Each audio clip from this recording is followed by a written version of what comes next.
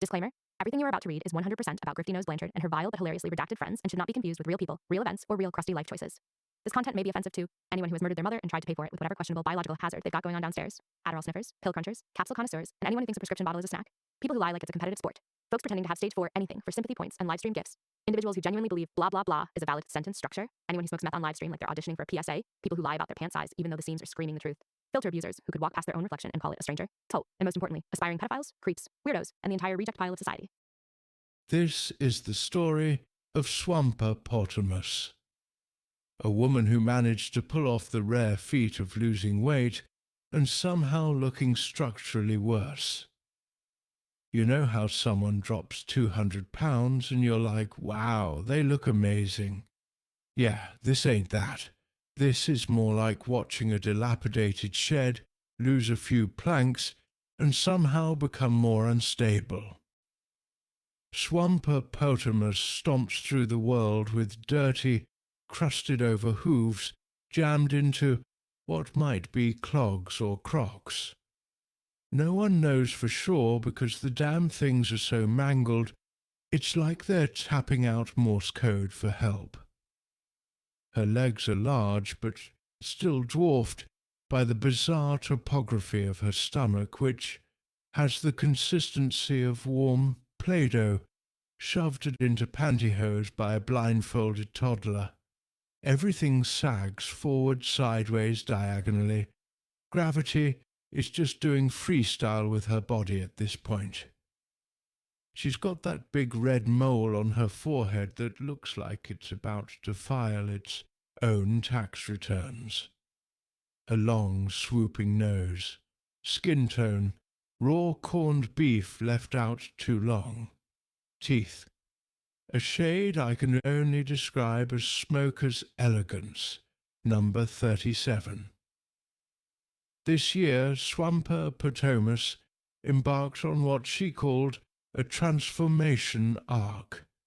She bragged, she boasted, she claimed she'd soon be unrecognizable, and in a way she wasn't lying. She succeeded at the unrecognizable part, just not in the way she meant. She looks like someone put her old face and body into a blender and hit pulse. And yes, she lost some weight. Technically. She's still big, just big in a slightly different shape, like someone rearranged the same mass, but forgot to smooth out any of the folds. In a normal story, the crowd would cheer, but this isn't that kind of tale. No applause, just the sound of her clogs, crocs, begging for mercy. Swamppapotamus has been tweaking publicly on TikTok Live like she's trying to speedrun a cautionary tale. The biggest mystery is how it took so long for her weight to shift, considering her daily regimen of party favours and questionable hobbies. But even that accomplishment is overshadowed by the permanent luggage under her eyes, the drool strings, and the plaque so thick it could be sanded into furniture whenever she turns off that stupid gingerbread filter she hides behind.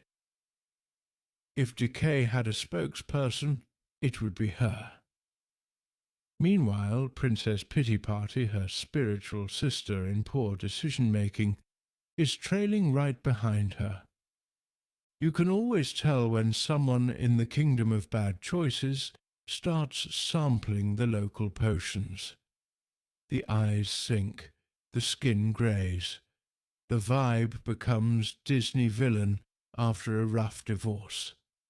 Princess Pity Party is popping pills like they're Tic Tacs, and with the circle she runs with, she's about 2 steps away from matching Swamppapotamus's aesthetic.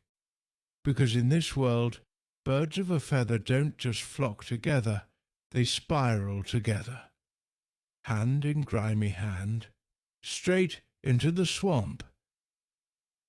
And then there's stage 4 hag, hovering nearby like a fucking vulture with coupons and a scooter. She's the final evolution. A preview of what happens when you keep following the path of poor life choices all the way to the boss level. She doesn't warn them, though.